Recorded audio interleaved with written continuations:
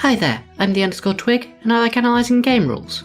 We've just been absolutely bombarded with content after the NDA has ended, and I haven't managed to go through everything yet, not by a long shot. But I did just want to share two things that I've found, my favourite thing and my least favourite thing. Of course, because it's me, they're both fundamental rules rather than a specific spell or anything like that. Okay, let's start with my absolute favourite thing, my patrons. I'd like to take this opportunity to recognise their heroism and their ability to jump into action. They give me that shove to keep on going, and I offer them the sanctuary of my Discord, where they can make great haste to watch my videos early and ad-free. SK in particular has great foresight and can speak in tongues. I think that he might actually have ascended to godhood at some point. It would explain why he can fly now. Right, so my favourite change in this entire book, after about 8 hours of reading, is probably pretty unexpected by most of you. Unless you happen to work it out from a Patreon read, in which case you probably don't need me to tell you why it's so cool. They've changed the rules for opportunity attacks. Here's the old rules. You had to make an opportunity attack against a hostile creature when they move out of your reach.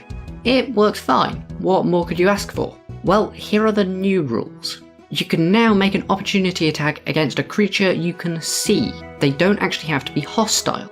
That means that now we can punch our friends. Okay, so why on earth am I so excited about that? Well, it's because there's a few really cool teamwork synergies which it opens up. First off, let's have a look at this combat. It's the fighter's turn, and she wants to run up and hit the wolf on the head. Unfortunately, they're 35 feet away, so the fighter can't quite get in range. Fortunately, the cleric is here to help.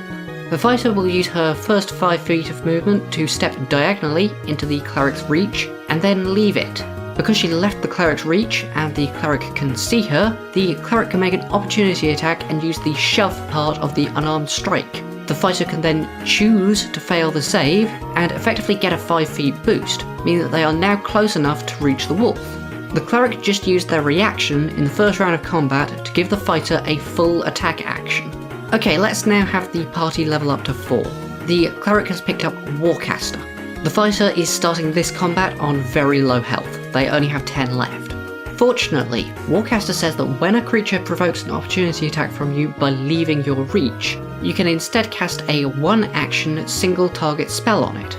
That means that when the fighter runs past the cleric can cast Cure Wounds on her, healing her by 2d8 plus 4. If the fighter also runs past this wizard, then he can cast Dark Vision on her as well, which now gives her 150 feet of Dark Vision instead of just 60, meaning that after she's killed the Minotaur, she can shoot at this Drow archer without disadvantage. Now though, it's the rogue's turn. They want to get off their sneak attack with their new Nick weapon mastery, and after that they want to hide behind this rock. But if they do that, then they'll take an opportunity attack from the Minotaur. Fortunately, the fighter took the Sentinel feat at 4th level, so the rogue can run up, stab the Minotaur, and then the Sentinel feat says that you can now make an opportunity attack when a creature within 5 feet hits an attack. So they can shove the rogue 5 feet out of the Minotaur's reach and help them get behind the rock and hide. There's a bunch of other really cool interactions with this as well, such as helping an ally break out of a spell which gives an additional save when you take damage, and sometimes it might be beneficial for one of your allies to have the new bloodied condition, for example if they're an 18th level champion. The amount of fun teamwork that has been brought around by this simple change of allowing you to make opportunity attacks against your friends is absolutely awesome. Now though, for my least favourite change. And this one is probably also pretty unexpected, although for a very different reason. A lot of people really like the new 1 spell slot per turn rule. I do not. To break this down in case any of you don't know, the old 2014 rules said that if you used a bonus action to cast a spell, you could only cast a cantrip with your action. Healing Word and then Thorn Whip was allowed, Shillelagh and then Cure Wounds was not allowed. If you have ever heard of the 1 leveled spell per turn rule, that was not a thing in D&D. I think that it was some homebrew from Critical Role, but I might be wrong about that. The new rules say that you can only cast 1 spell using a spell slot on your turn.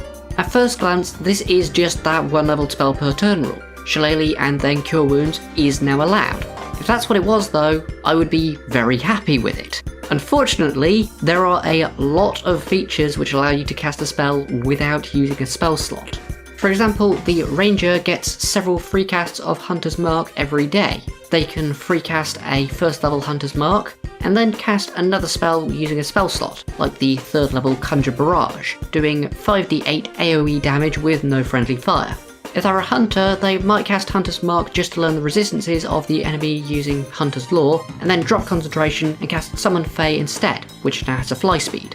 On the Archfey Warlock, they get free casts of Misty Step, so they could free cast Misty Step to get out of danger, and then use the new Jalazi's Storm of Radiance, blinding and deafening the enemies and preventing them from casting spells with verbal components. Even better, when they level up, all of their Mystic Arcanums do not use a spell slot, so they could free cast Force Cage, which now requires concentration and consumes its costing material component, and then follow it up with a 5th level Armour of Agathis, which is now just a bonus action.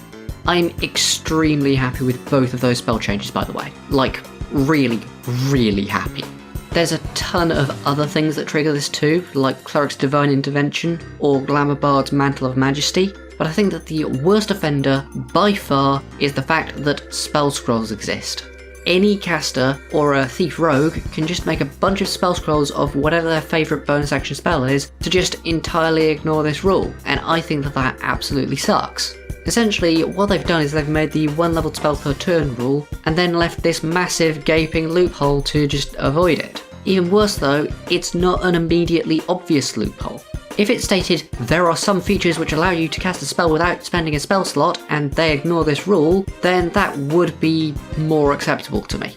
We have to have a strong enough understanding of the rules in order to even spot that you can avoid them. That's what you're supposed to do with taxes for rich people, not D&D spells. If it was actually just 1 leveled spell per turn, I'd be happy. If it had a specific and stated exemption for class features which give free castings, like with Hunter's Mark and Archfey's Misty Step, I'd probably be okay with that too, although clean up Mystic Arcana, that shouldn't benefit from it. Spell scrolls are definitely a step too far though. That just makes the entire thing pointless. Now, 2 good things that I have to say. First up, Quicken Spell Meta Magic on the Sorcerer has a specific provision saying that you can't use it on the same turn that you cast another leveled spell. Why they didn't use this language on the normal spellcasting rules will be haunting me for probably the next 10 years, but oh well. At least Quicken Spell can't make super abusable double fireballs. That had a small nerf by the way, it doesn't go around corners anymore. The second thing is that this rule breaks counterspell wars. If you cast a spell and then an enemy counterspells it, you've already used your spell slot for the turn, so you can't counterspell them back. Unless of course you have a counterspell scroll. I expect that those will be of incredibly high demand. So yeah, that's my favourite and least favourite things from the first 8ish hours of reading. Opportunity attacks are really fun and open up a bunch of teamwork options, and 1 spell slot per turn is just this giant, messy, slightly obfuscated loophole that I hate. Obviously I have not played with these rules yet, so I do not have any game experience with them, and my opinions might change.